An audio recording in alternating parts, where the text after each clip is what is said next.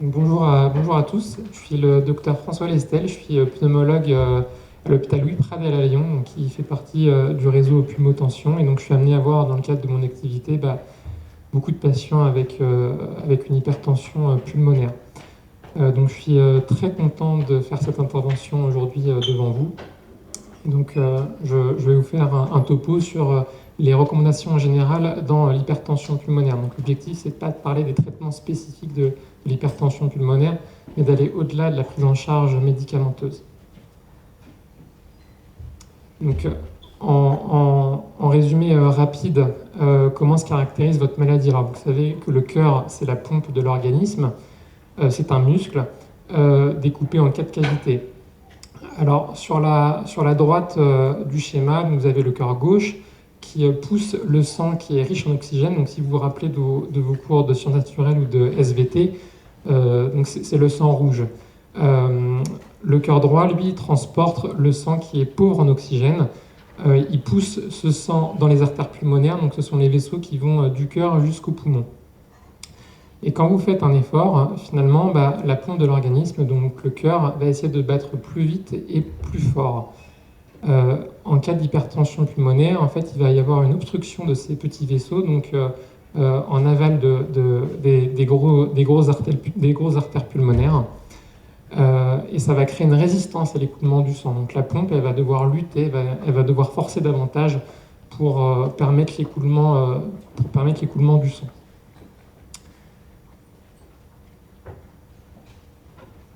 Donc vous savez que votre maladie, c'est une maladie grave, responsable de symptômes qui sont souvent très invalidants, donc qui vont de l'essoufflement, de douleurs dans la poitrine, à la fatigue, à la présence d'œdème, notamment au niveau des jambes, et parfois donc au malaise, aux pertes de connaissance, quand la maladie est vraiment grave.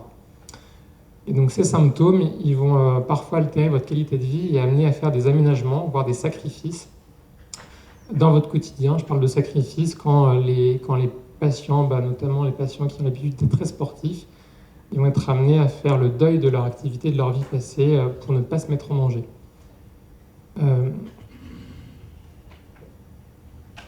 Vous savez que l'hypertension pulmonaire, elle peut être classée en différents groupes en fonction de la cause responsable de cet état hémodynamique, et que les traitements, en fonction des groupes, ne vont pas être forcément les mêmes. En dehors de la prise en charge spécifique avec les médicaments qu'on vous donne, que ce soit en comprimé, par voie intraveineuse ou par voie sous-cutanée, il existe une prise en charge pluridisciplinaire qui fait intervenir d'autres personnes que votre médecin référent. Donc moi, je suis pneumologue, mais à l'hôpital, il y a aussi les kinésithérapeutes, la diététicienne, la psychologue. L'objectif pour nous, c'est d'améliorer votre qualité de vie pour que vous ayez le moins de symptômes possible et d'améliorer vos capacités à l'effort. La psychologue, elle, va essayer de mesurer quel est l'impact de votre maladie dans votre quotidien. Et en dehors de l'hôpital, il ne faut sans doute pas négliger le rôle que peuvent avoir les aidants à la maison ou alors les associations de patients à laquelle vous appartenez. Donc, on a des questions qui reviennent fréquemment, que ce soit lors d'une hospitalisation ou en consultation. Et la question qui revient peut-être le plus fréquemment, c'est est-ce que j'ai le droit de faire du sport? Et j'ai une patiente il y a quelques semaines à l'hôpital qui m'a demandé si elle avait le droit d'aller encore à la piscine. Alors malheureusement pour cette patiente, elle avait un traitement assez agressif puisqu'elle avait une trithérapie, donc avec de l'époprostenone par voie intraveineuse. Et malheureusement, la piscine, pour elle, c'est totalement déconseillé. Donc vos symptômes, ils sont responsables d'une réduction de votre activité physique et à terme d'un déconditionnement musculaire, d'une fonte musculaire. Et l'objectif pour nous, c'est de rompre ce cercle vicieux. Comment faire? C'est pour ça qu'on vous propose de participer de temps en temps à des séances de réhabilitation respiratoire, qu'elles soient en cabinet ou alors dans un centre avec des séjours plus ou moins prolongés.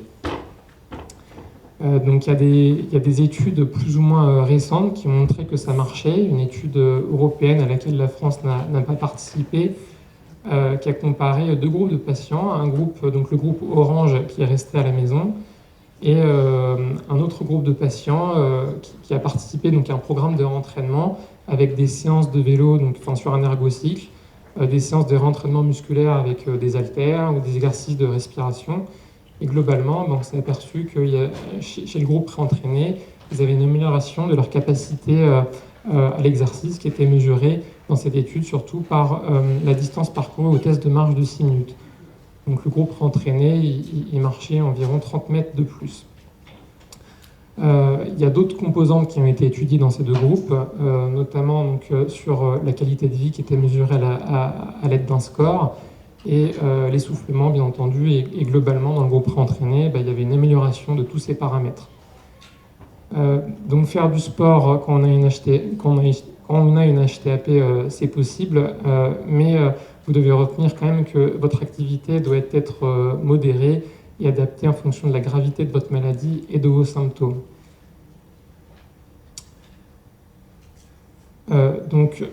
L'objectif pour nous, c'est pas que vous soyez capable de faire comme Sylvester Stallone dans les films Rocky, de transporter des troncs d'arbres dans la neige ou de faire des ponts sur une seule main, mais l'objectif, c'est quand même que vous soyez capable de mener une vie à peu près normale, d'accord ? Avant de participer à un programme de réhabilitation supervisé, il faut quand même que vous ayez une prise en charge médicamenteuse adaptée qui permette un bon équilibre de votre maladie, d'accord ? Vous êtes votre propre métronome, votre propre juge, et donc il faut adapter votre effort à votre condition physique. Il ne faut pas hésiter à m'interrompre si vous avez des questions sur les différents points que je vais aborder. Dans les autres questions qu'on nous pose souvent, est-ce que je peux avoir de l'oxygène à la maison puisque j'ai du mal à respirer ? Alors, la réponse est oui, vous pouvez avoir de l'oxygène, mais en fait, il n'y a pas de données robustes qui ont montré un effet bénéfique de l'oxygène sur l'évolution à long terme de votre maladie. On prescrit de l'oxygène chez vous, on le fait par analogie avec ce qu'on connaît dans d'autres maladies, par exemple chez les patients qui ont un BPCO, qui est en fait la bronchite du fumeur. Et donc on prescrit de l'oxygène quand on fait une gazométrie, c'est la petite prise de sang qu'on fait au niveau du poignet qui fait souvent un peu mal. Quand le taux d'oxygène il est en dessous d'un certain chiffre, on sait que mettre de l'oxygène, ça peut améliorer les effets à long terme du manque d'oxygène sur les autres organes comme le cœur, le cerveau. Donc ça, c'est pour l'oxygène au repos. À l'effort, la situation est sans doute un peu différente puisque les dispositifs d'oxygène à leur déambulation, ils ont un certain poids, ils pèsent environ entre 2 et 3 kilos. Ça peut être encombrant, on a un fil qui peut se prendre dans les meubles de la maison, et de temps en temps les patients nous disent « mais docteur, votre truc, ça m'empêche de sortir, j'en veux plus ». Donc ça, c'est vraiment quelque chose qu'on discute au cas par cas, et si on constate qu'ils ont une amélioration, que les patients ont une amélioration de leur capacité à l'effort avec de l'oxygène, on le prescrit volontiers. En revanche, si on fait le test avec et sans oxygène et qu'on constate aucune différence, généralement, on oublie un peu cette idée. Dans les questions moins fréquentes que j'ai pu avoir au cours des derniers mois, mais quand même, j'ai un patient qui m'a dit qu'il avait un voyage à l'île Maurice cet été. Donc je ne savais pas trop quoi lui répondre sur le voyage en avion. J'ai commencé par lui dire qu'il avait de la chance d'aller à l'île Maurice. Comme on est en région Rhône-Alpes, on me pose également la question assez régulièrement sur la possibilité d'aller ou non à la montagne, c'est-à-dire en altitude.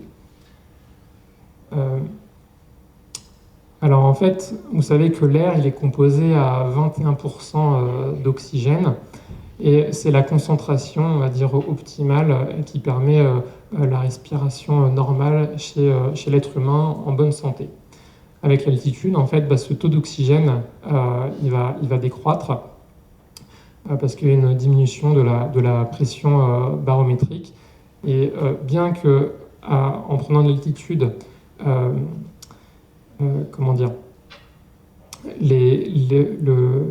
y a une diminution de l'oxygène, les besoins d'oxygène de l'organisme restent identiques. Et donc le corps, il va essayer de créer des mécanismes d'adaptation pour pallier à ce problème. Donc il va y avoir une augmentation de la fréquence respiratoire, une augmentation de la fréquence cardiaque, du débit cardiaque. Et d'un autre côté, il va y avoir une vasoconstriction des vaisseaux pulmonaires. Et donc ça peut aggraver votre hypertension pulmonaire. Pour ce qui est de l'avion, la situation est un peu différente puisque dans l'aviation civile, finalement, les cabines, en fait, elles sont pressurisées. Donc, il y a une altitude, en fait, d'environ 1500 ou 2500 mètres pour des raisons tout simplement de confort et de sécurité, hein, même pour des personnes en bonne santé.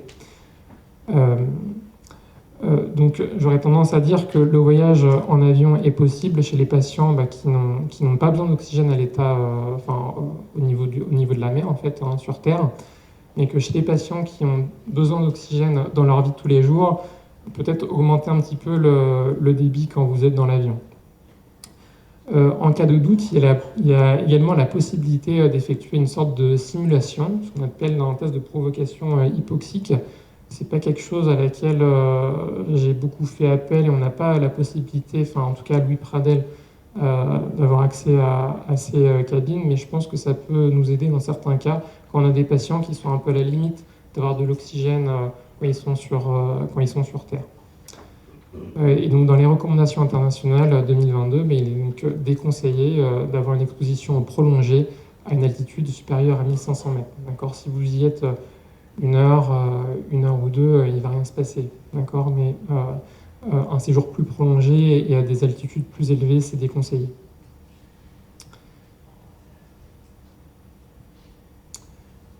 Si vous relevez les jambes de vos pantalons, il y en a peut-être certains qui ont la marque des chaussettes, donc qui est synonyme d'œdème des membres inférieurs. Sur la photo, vous avez également la marque du doigt du médecin qui est resté appuyé. Les patients me disent souvent qu'ils ne prennent pas leur Lasix. Le Lasix, c'est un diurétique, parce que ça les empêche de sortir et ça leur donne trop envie de faire pipi, en fait. Donc c'est un vrai impact dans leur vie sociale, mais ces diurétiques, en fait, ils sont nécessaires. Parce qu'en fait, qu'est-ce qui se passe dans l'hypertension pulmonaire ? À cause de l'insuffisance cardiaque, le sang, le retour veineux dans le cœur droit, il se fait moins bien, et donc il y a une accumulation, un ralentissement du sang dans les vaisseaux qui s'accumule, qui crée de la pression, et donc ils vont finir par passer dans les tissus avoisinants. En fait, c'est ça qui se passe avec les œdèmes, en fait. Donc il y a une rétention hydrique, une rétention hydrosodée, donc c'est un peu l'image du tronc d'arbre qui tombe au milieu de la rivière avec l'eau qui a tendance à s'accumuler en amont, finalement. Donc comment diminuer les œdèmes ? Deux solutions, donc avec les diurétiques, hein, donc le Lasix peut-être qui est sur votre ordonnance, de l'Aldactone, de l'Ezidrex, mais aussi peut-être ce qui est encore plus contraignant pour les patients, c'est le régime pauvre en sel ou un régime sans sel. Alors il y a un outil que je ne connaissais pas, qui est le compteur en sel que vous pouvez trouver en tapant sur Google, hein, finalement, qui donne, dès que vous mettez le nom d'un aliment, le gramme, la quantité de sel pour 100 grammes. D'accord ? Et ce qui est recommandé pour l'OMS en population en général, c'est de ne pas de ne pas consommer plus de 5 grammes de sel par jour, ce qui représente à peu près moins d'une cuillère à café. Et chez les patients qui ont une insuffisance cardiaque, ce taux de sel, il est encore réduit. Hein, donc, moi, je suis très amateur de pain, parce que je viens d'une région, la Beauce, qui est le grenier de la France, et j'ai regardé par curiosité quelle est la quantité de sel dans une baguette de pain. Et donc, pour 100 grammes, si je ne me trompe pas, c'était déjà quasiment 1 gramme, dans une baguette entière. Donc, il y a plein de sel qui est sans doute caché dans vos aliments que vous consommez, notamment dans les produits transformés. Donc, il faut y faire très attention. Après, je suis pas diététicien, mais voilà, c'est à prendre en compte, vraiment.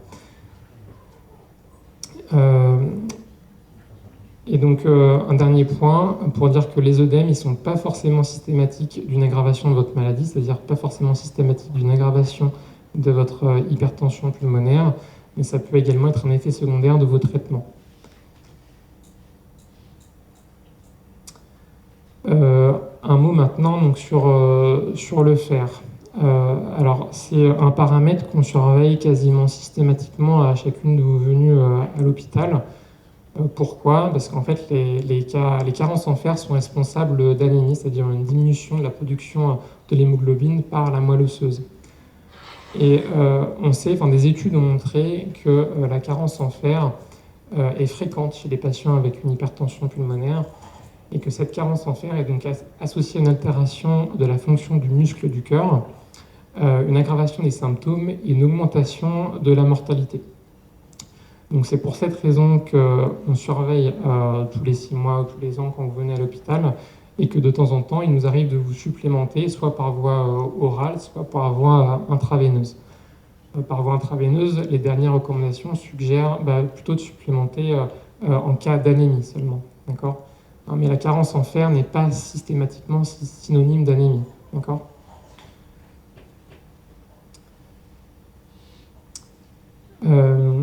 Chez des patients un peu plus âgés, qui ont des ordonnances un peu longues, qui ont un peu d'hypertension artérielle, hein, sans HTAP, ou qui ont fait un infarctus, ils vont déjà avoir des traitements pour le cœur. Ils nous demandent est-ce que ça ne va pas faire trop, notamment pour leur tension. Donc, les traitements de l'hypertension artérielle ne sont pas recommandés comme traitement de l'HTAP. Et ils sont à utiliser avec prudence parce que donc il peut y avoir des interactions et les traitements de l'HTAP ont tendance à baisser la tension, d'accord ? Donc de temps en temps, il nous arrive de faire le ménage sur les ordonnances des patients. Donc ils ne sont pas recommandés, sauf s'ils sont nécessaires pour traiter d'autres comorbidités, d'accord ? Donc des patients peuvent avoir par exemple des bêta-bloquants, des traitements ralentisseurs du cœur. Les bêta-bloquants, on a tendance à vouloir les arrêter, à trouver des alternatives pour ralentir le cœur. Sur vos ordonnances, vous avez peut-être aussi un traitement anticoagulant, donc comme de l'Eliquis, du Préviscan, de la Coumadine, du Xarelto. Il a été suggéré de le faire dans les anciennes recommandations, c'est plus tellement le cas sur les recommandations 2022. Pourquoi il était suggéré de le faire? Parce que donc, chez les poumons des patients avec une hypertension pulmonaire, donc sur les poumons post-mortem, il avait été observé souvent des lésions de thrombose dans les vaisseaux pulmonaires. Les patients avec une hypertension pulmonaire ont également souvent un état procoagulant, donc qui favorise la formation de caillots dans les vaisseaux. Et ils ont également une augmentation des facteurs de risque non spécifiques de thrombose veineuse du fait de leur sédentarité. Mais en fait, il n'y a aucune étude qui a montré un vrai bénéfice des anticoagulants chez les patients notamment qui avaient une hypertension pulmonaire d'autres origines que les HTAP idiopathiques. Et donc, je pense que ça reste à discuter au cas par cas. D'accord ? Donc, pour des patients qui ont eu une anticoagulation introduite à la suite d'un diagnostic d'hypertension pulmonaire, je pense qu'il pourrait se discuter de l'arrêter, ce traitement. D'accord ? Mais c'est vraiment à discuter au cas par cas.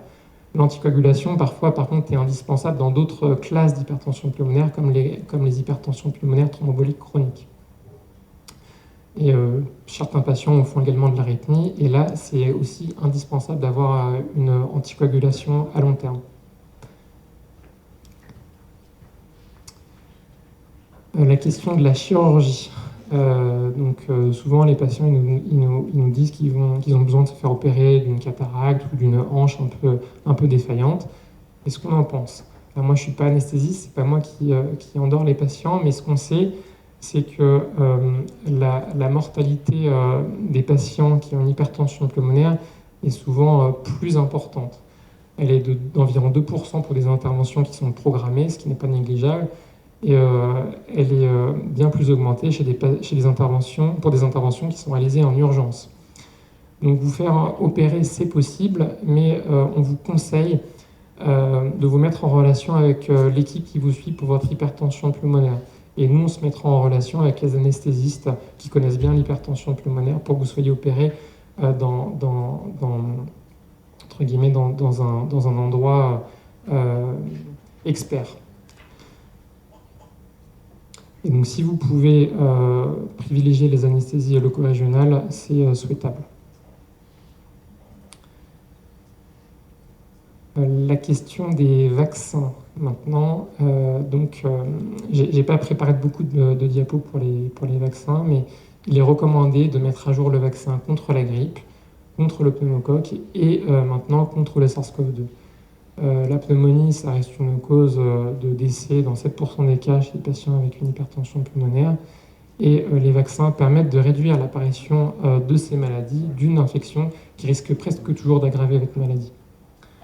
Et donc, si je m'intéresse un peu plus au Covid, donc c'est les données du registre français, finalement, qui a été fait entre février 2020 et entre le printemps 2021.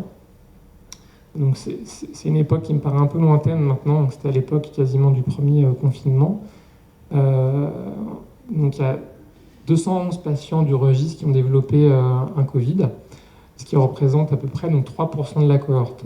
Il faut savoir qu'en population générale, en France, ce taux, en fait, il était de 7,5%. Donc, est-ce qu'on a manqué d'exhaustivité sur le recueil des données chez les patients avec une hypertension pulmonaire? Je ne pense pas. Peut-être tout simplement que vous étiez beaucoup plus prudent avec les gestes barrières à cette époque-là aussi. Et peut-être pour ça que vous aviez été moins infecté que dans la population générale.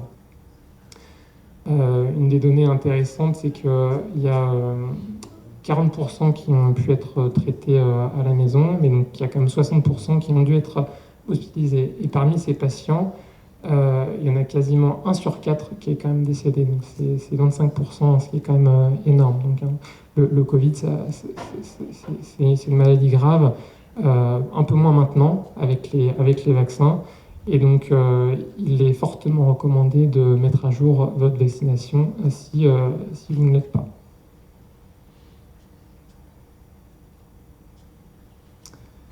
Une diapo que j'ai rajoutée hier avec un patient que j'ai rencontré donc à l'hôpital, en hôpital de jour hier, avec une hypertension pulmonaire sévère, qui a un gros impact dans son quotidien, qui m'a demandé si je pouvais renouveler son arrêt de travail, parce qu'il reste jeune, il a 45 ans environ, et il travaille comme conducteur poids lourd. Et c'est lui qui est les dents de ses parents actuellement à la maison, et je ne sais pas trop comment il fait, parce qu'il a de l'oxygène et qu'il est essoufflé dès qu'il fait 10 pas. Et je lui ai demandé s'il avait de l'aide, et il m'a dit que non, et que ses sœurs pensaient qu'il était feignant. Alors, quand il m'a dit ça, je me suis dit, mince, on a sans doute loupé quelque chose. En tout cas, j'ai dû louper quelque chose quand je lui ai parlé de sa maladie. Et j'ai dû négliger sans doute l'impact que pouvait avoir sa maladie dans sa vie en général, en dehors de ses activités physiques. Donc, il y a des études qui ont étudié ces différentes composantes-là, des études qui ont eu pour objectif de recueillir des informations donc, sur la nature que pouvait avoir l'impact de votre maladie sur vos émotions, sur le retentissement social et sur votre retentissement professionnel quand vous n'êtes pas à la retraite.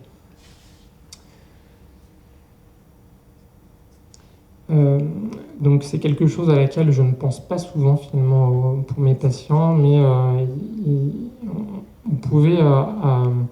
on peut faire appel à des psychologues pour vous aider, pour discuter sur un temps peut-être plus adapté que lors d'une consultation avec un médecin qui est finalement assez brève, d'une vingtaine de minutes. On n'a pas le temps d'aborder forcément tous les sujets qui vous viennent à cœur. Au départ, au diagnostic, on met l'accent sur vos traitements, sur les recommandations pour vos efforts, mais on ne passe pas de temps finalement sur les émotions négatives que vous pourriez avoir, qui peuvent aller de la colère à la frustration, à la culpabilité. Et donc, faire appel à un psychologue, on peut le faire à chaque étape de votre maladie, que ce soit au diagnostic, en cas d'aggravation, ou même lors de votre suivi, lorsque votre maladie est finalement bien contrôlée. Et peut-être qu'on ne fait pas aussi assez appel à vous, aux associations de patients. Et donc j'ai donné hier les coordonnées à ce patient que j'ai vu, qui n'avait pas connaissance de l'association HTAP France. Donc j'espère qu'il prendra contact avec vous. Et donc pour le travail, il y a des mesures qui existent. Je ne suis pas médecin du travail, mais je pense qu'il peut y avoir des mi-temps thérapeutiques en fonction de l'activité professionnelle que vous avez. Un peu plus difficile, mais peut-être envisager un reclassement professionnel ou alors remplir un dossier MDPH.